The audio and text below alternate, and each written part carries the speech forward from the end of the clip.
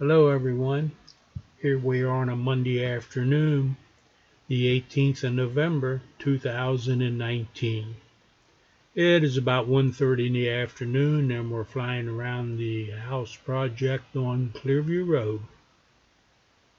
Not a whole lot has changed since the last trip around. They put some kind of a subfloor or floor down. I'm not sure what all is going on there. But the usual applies. Go down in the comment section and you can click on a previous video to make any comparisons if you want to.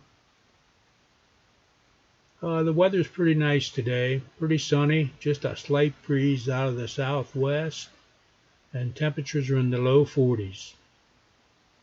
So have a good day everyone. We'll see you later. Goodbye.